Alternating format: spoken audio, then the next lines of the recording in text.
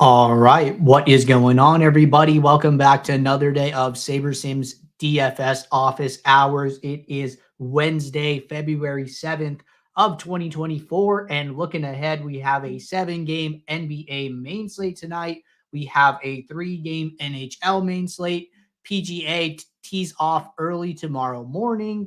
And we have an exciting new update in the SaberSim app. If you haven't been in the app yet, you will see that when you log in today. Our big update that we've been teasing for a little bit here finally went live this morning. So be sure to jump in the app and check it out. And then if you guys have any questions, drop them in the queue below. So for those of you who are new here, welcome. My name is Andrew.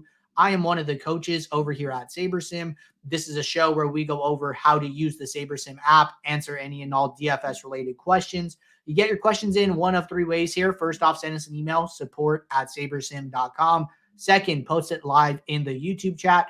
Third way, post it in the office hours channel in our Discord server. And if you're not in our Discord and want to get access to that channel, there is a link in the description of this video. You also get access to our similar channels, individual sport channels, and you get access to the rest of the SaberSim team here. So can't say enough good things about the Discord. But with that said, going to get the app pulled up here and jump right into questions. Before I get started, I just want to remind you guys, I'm going to be saying this all week, is that next week, office hours is moving from 2 p.m. Eastern to 4 p.m. Eastern, Monday through Friday. And we are adding a Saturday show. Saturdays are going to be at 11 a.m. Eastern starting this Saturday prior to the Super Bowl. So be on the lookout for those that new show and that time change coming next week.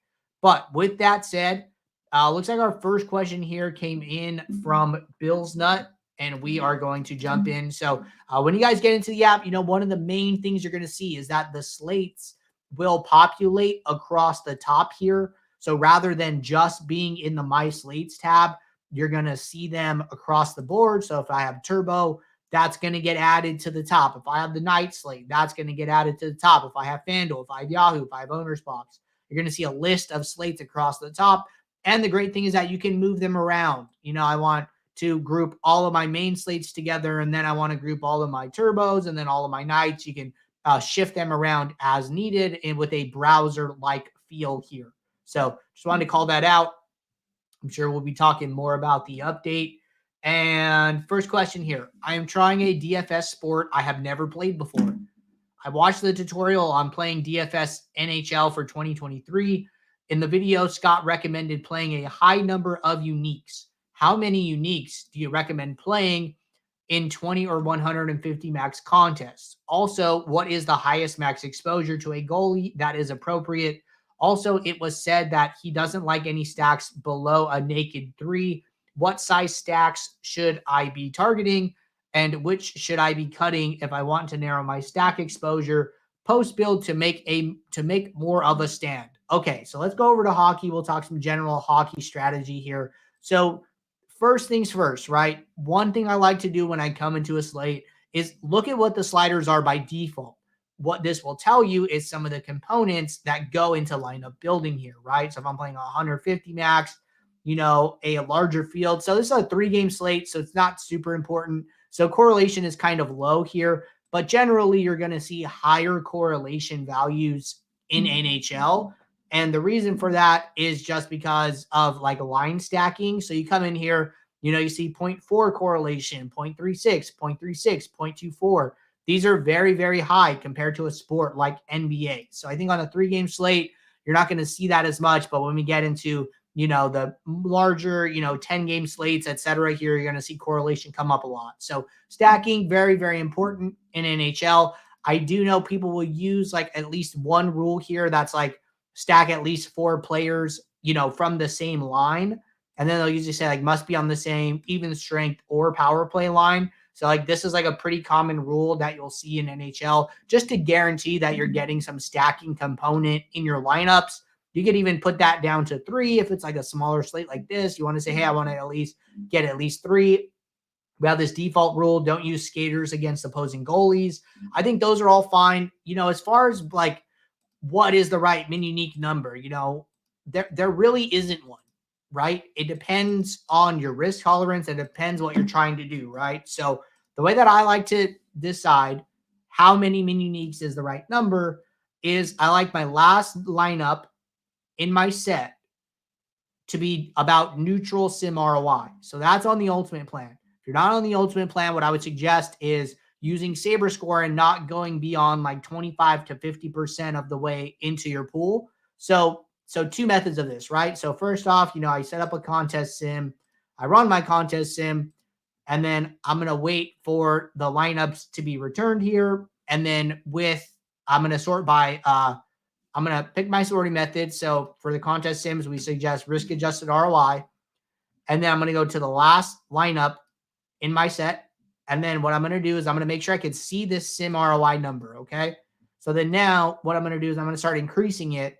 And then I basically want to go as far as I can go until the last lineup in my set is negative sim ROI. So at 7 min uniques, one, I don't have enough lineups. I only have 18 and I need 20. But two, my last lineup is negative 27.6% ROI. So I would raise it. So I would come up to 6.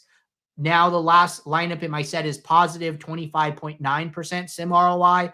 I would be happy with 6, right? But this is my preference. Some people like to come in here and they like to use the exposures and the leverages. Like, hey, in this case, we don't have anybody. We have one player over 35%. Generally hockey, you want to be pretty flat with your exposures. So I think that's fine. But maybe some people want to take a bigger stand. So maybe they're comfortable with 5 min uniques because they get some more exposure to some players in like the leverage column, right? So you can sort by leverage and see what your leverages look like. So there's no wrong or right answer. There's different ways to do it, but those are like my general recommendations on uniques here. I don't have a recommendation on, what is the highest max exposure to a goalie, because really I don't see it in terms of that. I like to look at like, hey, you could have 100% exposure to a goalie, but if he's 90% owned, you don't really have that much more than the field. So that's why I don't really like, measuring things by max exposure. I like measuring things by leverage. So, when a player is, 13% owned and you have 100% of them, well, yeah, you do have a lot of leverage on the field. So that means that the risk you're assuming is much higher. So think about it in terms of that. I think it's fine to be like 2 to 3x the field on any given player, depending on your risk tolerance. But I would say that, use leverage, don't use max exposure, and being like 2 to 3x the ownership projection is usually fine. Okay. Next question here from Henry.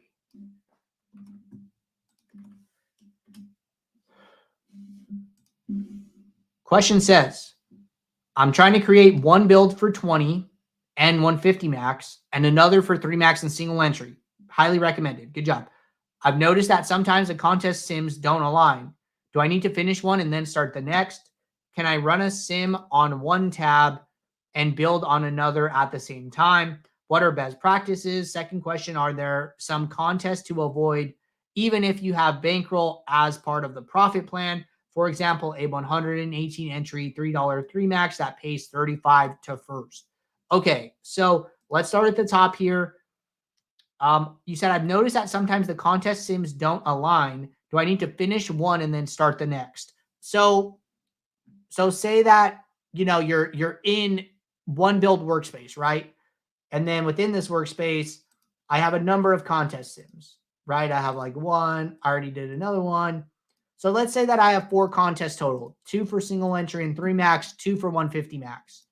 So what you can do is you can just leave all of them checked and then just run them. They're all going to run. And then when you come into your drop down here, they're all going to be available. So you'll have a Saber Sim ownership to match the first contest sim.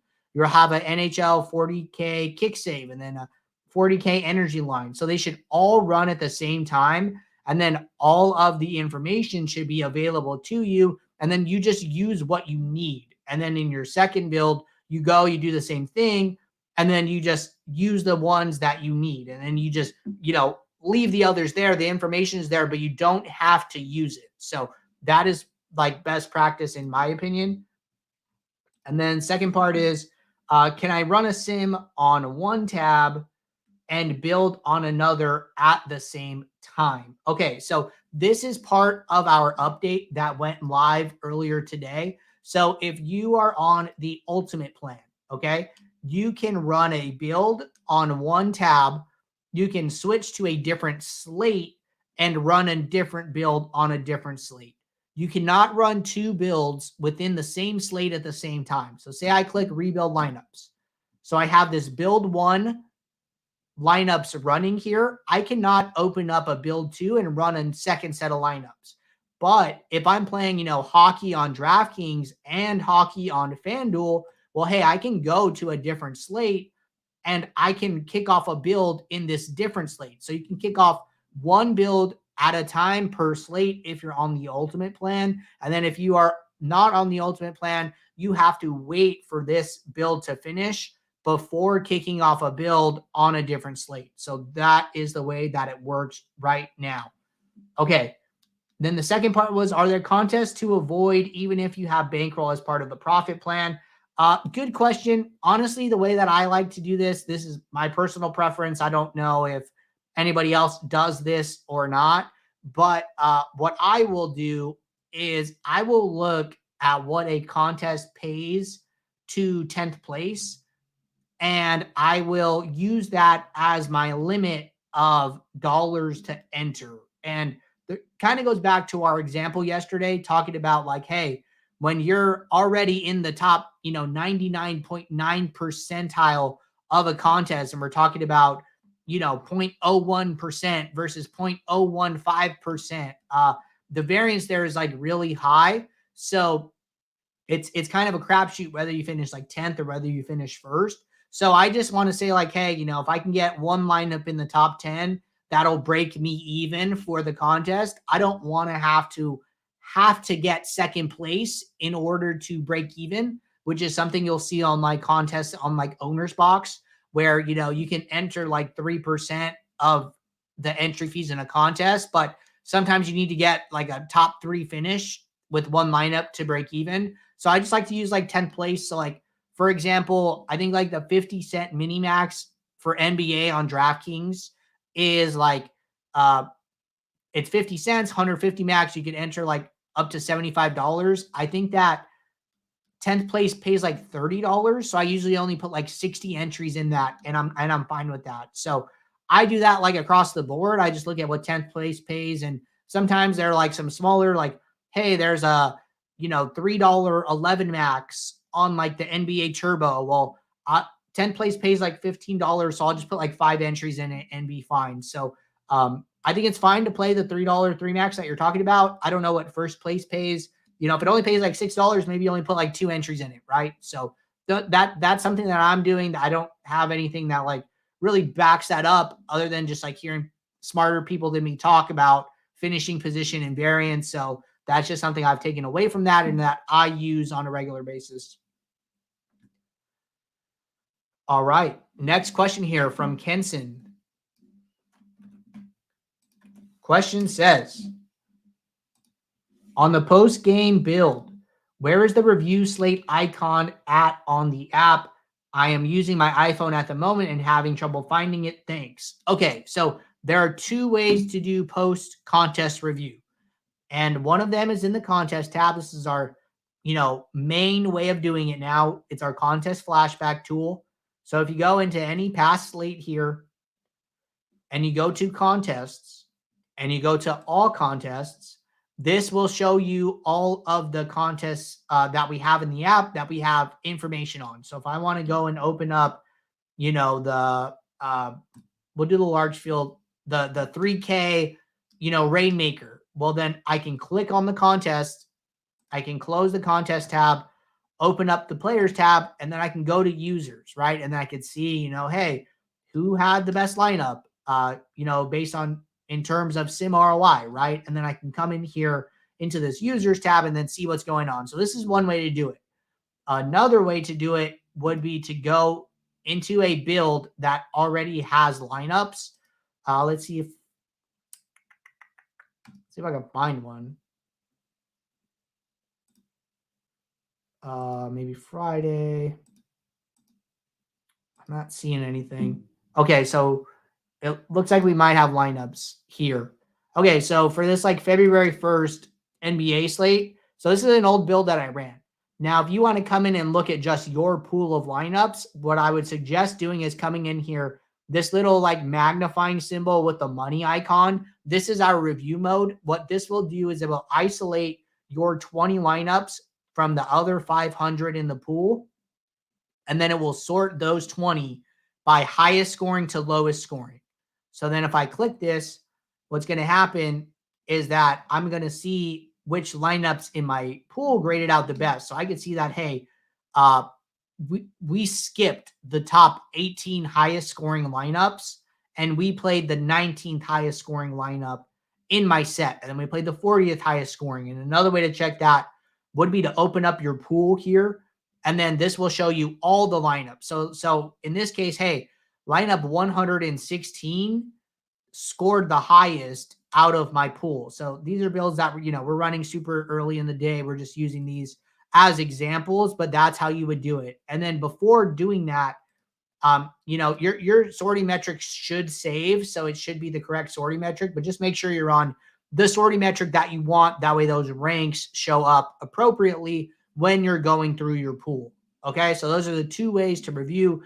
Should be the same on both mobile and desktop. You just might have to find the icon. Like, I don't know exactly where this review mode icon is. On mobile, it should be in a very similar position, though. Okay, next question here. And then we're going to jump over to the YouTube chat. Question, is there a benefit to viewing contest sims when a slate is over? I'm on the ultimate plan and tend to notice my highest actual score usually doesn't have a positive ROI or risk-adjusted ROI. Is there a benefit to viewing contest sims when a slate is over?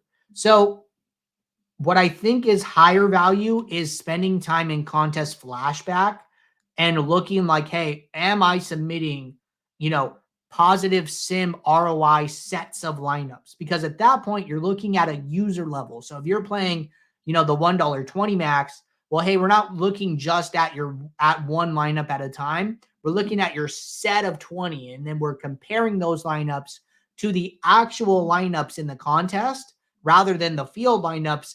And we're comparing it to all of the lineups, right? So the field lineups have 10,000 field lineups, which is great. But the actual contest has, 35,000 lineups. Well, in the post-contest sim, one, we're using the real lineups, not the projected lineups. And then two, we're using all 35,000 lineups. So the information just becomes more accurate. So I think that if you're going to spend any time after the fact looking, I think that you should be spending it in contest flashback and saying, hey, did I submit a positive sim ROI portfolio of lineups when all the cards are turned over, when all the lineups can be seen, when all of the actual, ownership projections are out, etc. So that would be my recommendation. All right. Benny Hanna is here. What is up, Benny Hanna? Been a little bit. All right. Question from Brian. What is the best percentile use for sorting for upside? Good question. In my opinion, I like to use the 95th percentile. Reason for that is because if you're going to use the 99th percentile, we're talking about an outcome that happens 1 out of 100 times. Well, if you're playing some 20 maxes, your raw odds there aren't very high in the first place. Of like, you'd have to play, 5 20 maxes, like mathematically, to like hopefully get one of those to achieve what it achieves. So I think 95th is probably fine. 1 in 20 outcome we're talking about here. And if you're playing, multiple 20 maxes, then that kind of works out. So I think 95th is pretty good. I would never go below 75th. And the reason for that is that only the top 20% of lineups in a contest are typically being paid, right? So we got to think about the cash line. The cash line is usually around the 20th percentile. So you don't want to be optimizing for anything less than that because you might not even end up making money. So 85th, 95th, 99th, I think all those are fine. I tend to fall right in the middle and say 95th is my preferred, but that could change for others. Ryan said, hey, Andrew, do contest sims perform on Yahoo? Yes, they do. I just think that we don't pull in contests, so you have to manually create it, right? So if I go over to Yahoo for tonight, there's a 4-game NBA main slate. Or I'm sorry, this is for the other day. Let's go to tonight. So the 7th NBA Yahoo 7-game main slate. This will populate on my slate tab now. So if there are ownership projections, you can run contest sims. Like baseline, as simple as it gets. If there's ownership projections, you can do it. Now you go to contests. So you're going to see that, there is no all contest option here, right? So what you have to do is go into your contest sim settings and manually input this information, right? So put the contest size, calculate the percent of FERS, calculate the entries paid. You can up the number of sims from 50,000 to 100,000. And then once you do that, the contest sim will be able to run. Okay, Benny Hanna said, they're sorted by sim risk-adjusted ROI. How do we know if we're submitting higher sim ROI lineups if we don't know until the contests are over? They seem to have positive ROI pre-lock. Yeah, I mean, that's part of it, right? I mean, we're never going to know exactly what every lineup in the field is going to look like. That's why we're estimating the best we can. That's why we have a field lineups of 10,000. When we started out, field lineups were 5,000. Now they're 10,000. For NFL Showdown, they're 20,000. Like, we know that, the more field lineups we can project at the actual contest size is going to make that more and more accurate. So we're always working on improving that and growing it. It's just, some of these things take time to do. So we're always trying to, give you guys the best tools possible and make them as accurate as possible. But, like I said, like when the cards are turned over, that is how you really know. The pre-contest sim is still good. The field lineups are back tested. We have our 13 different sets of field lineups from our back testing. So very diverse. We try and be as accurate as we possibly can be. But in the post-contest sim, you're just going to have that, like, for sure, as opposed to pre, it could fluctuate a little bit. Kenny said, how come when you run the contest sim, it doesn't show any percent anymore? ROI, risk-adjusted ROI, win rate, cash rate, nothing is showing up. If you run a contest sim and the contest sim, looks like it finishes, but the information doesn't populate, what I would suggest doing is just going into your contest sim settings and just deleting it. So say, this kick save isn't finishing for whatever reason.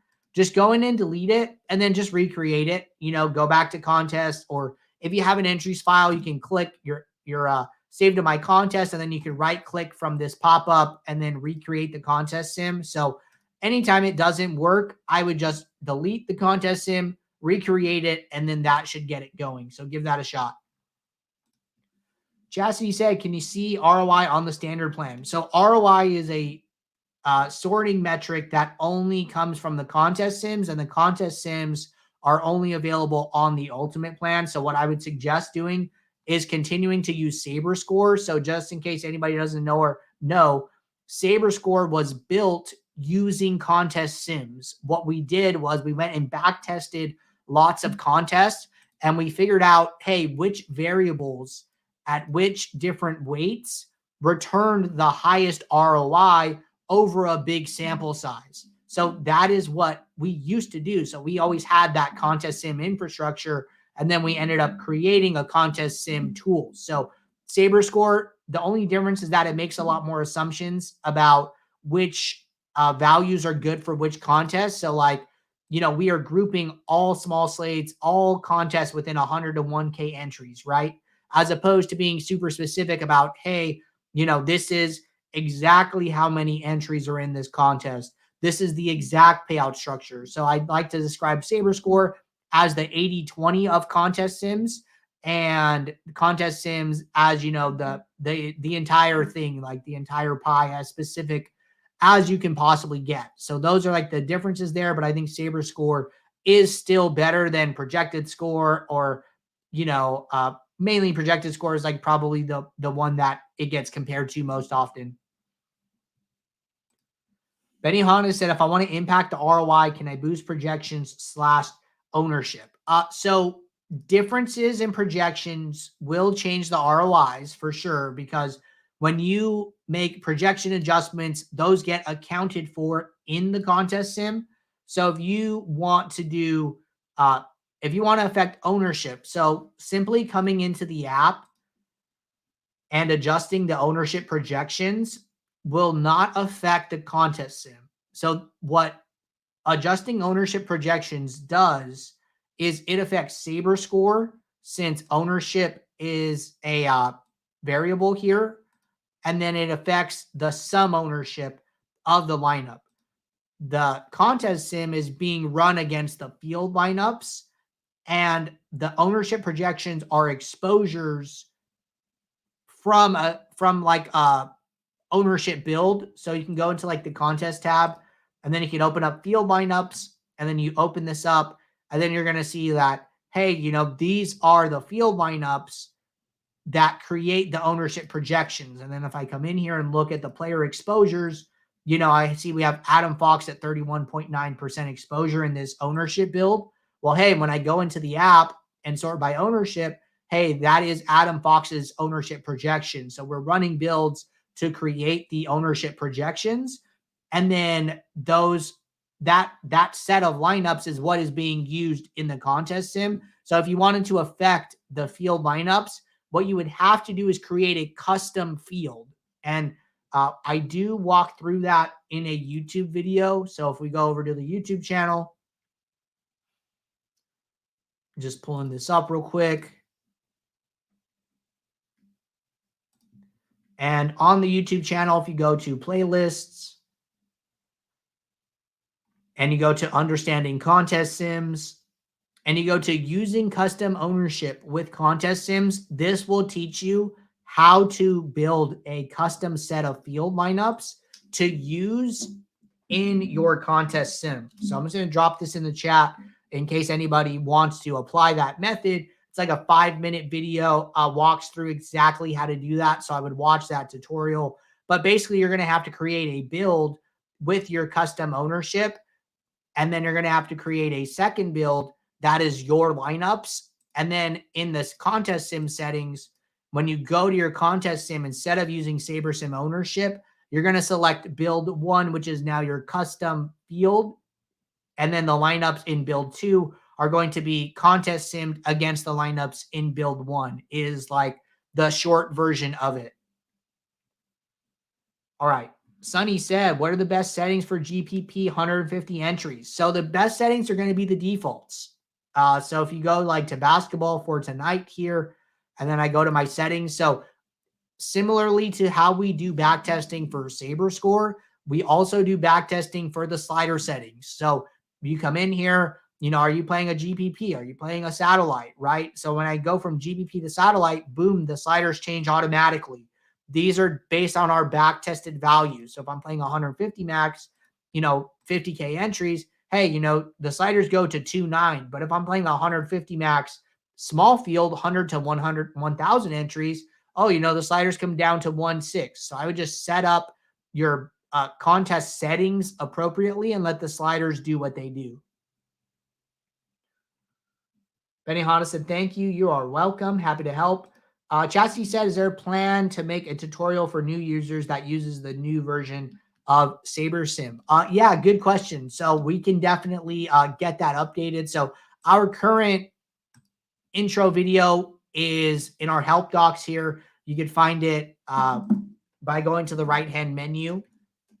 And I'll drop this in the chat as well. So this is our main intro video. You know, the update just got released today. So I'll just make a note here to redo intro video, and we can get this updated. But thank you for the heads up there.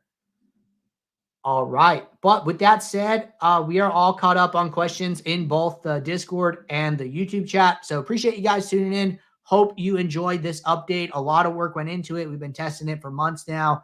And we think it's really, really cool. We think it's going to streamline, you know, the building process, especially for people playing multiple sites, multiple slates, and being able to get things done quickly, which we know you need to do in DFS with news breaking so late. So check it out, you know, give us some feedback. And then just one last reminder before we get out of here that, you know, this show is moving to 4 p.m. Eastern, Monday through Friday, starting next Monday after the Super Bowl. And we are adding a Saturday show at 11 a.m. Eastern. First one being this weekend before the Super Bowl. So be on the lookout for those. And then until tomorrow, everybody, take care. Good luck. I'll see you all. Thanks. Bye.